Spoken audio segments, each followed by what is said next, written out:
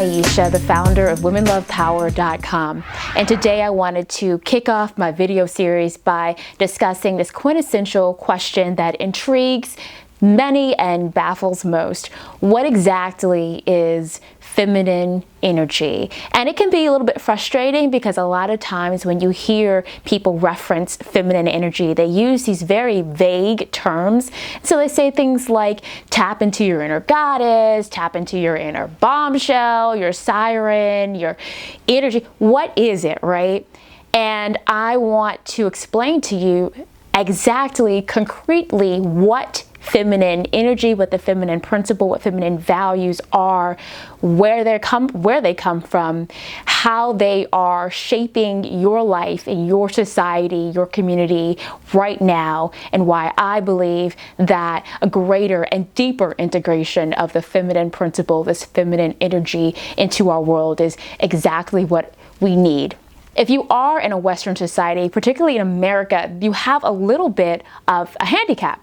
Because in other societies, there are real blueprints to expressing the dynamic two energies that sort of make up the universe. So there's yin and there's yang, there's Shakti and Shiva, there is Kundalini energy. You talk about the chakras, there's sacral energy. There are all of these ancient esoteric wisdoms that sort of explain what it is. And so many people grow up in cultures that already honor the feminine energy, and they never have to wonder what it is. It is never really a mystery to them. And because they can acknowledge their feminine energy, you have men and women willing to embrace the feminine within them.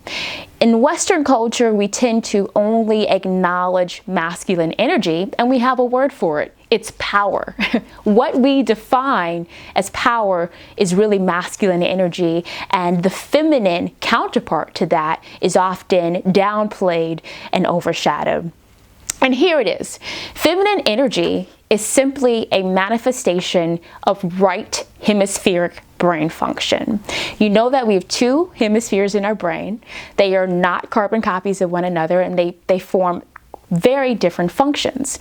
Your right hemisphere evolved to accommodate the very critical gatherer and nurturing tasks of our nomadic Paleolithic ancestors.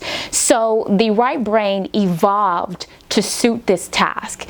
And this task was primarily performed, but not exclusively, but primarily performed by women. And it's the part of your brain that is responsible for emotions, those feeling states that we struggle to define. So it's easy to define what a ball is, what is snow, what is the color red, but what is love, what is joy, what is ecstasy? How do you put those in words? These are feeling states that exist and that we recognize within our brain's right hemisphere. So it's emotion, it's spatial awareness, it's diffuse awareness. Many of you may have wondered that women are often great multitaskers. One of the best examples of a woman multitasking is to see a woman engaged in looking after like 3 children at one time. It may seem that she's not focusing on each child individually, but let one child climb up onto a couch and nearly jump off, and within the quick of the moment, she can turn her attention, because women tend to have an ability to take in everything that's happening in a space and process it all at once. This process is called synthesis, and this process occurs in the right brain. It would have been critical to our female ancestors because as they were not only were they looking after children, but they had to make sure that they were taking in everything, all the potential predators, and they didn't have houses, they didn't have roofs. You know, they had to make sure that they were safe and that their children were safe. So this diffuse awareness was really a survival mechanism for them.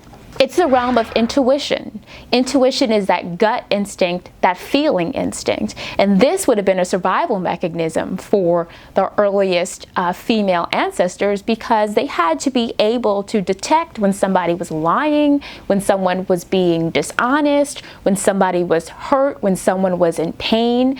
Because as they looked after their families, after they looked after their children, this gut instinct, this ability to read people, which is really what intuition often is, would have been very critical to their survival. And I think the hardest thing to explain about feminine energy is that it is creative energy. It is eroticism. It is the energy that ensures that human beings procreate and carry on the race. And so this sensuality, this eroticism, this ability to be in the moment, this pleasure, not only is this a right hemispheric brain function, but this is a feminine function. And that's another critical aspect to understand. And so that feeling, that passion that we bring into creating works of art or works of music, or that we feel when we fall in love, or that we feel when we are aroused, this is occurring in the right brain, right hemisphere.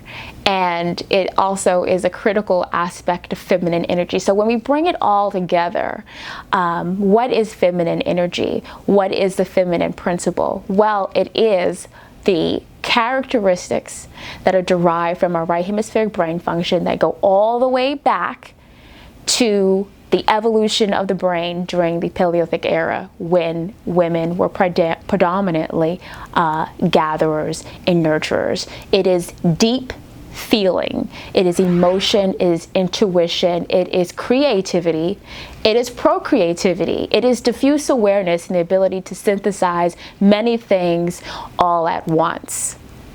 It is collaboration. It is the willingness to work together. It is orchestration.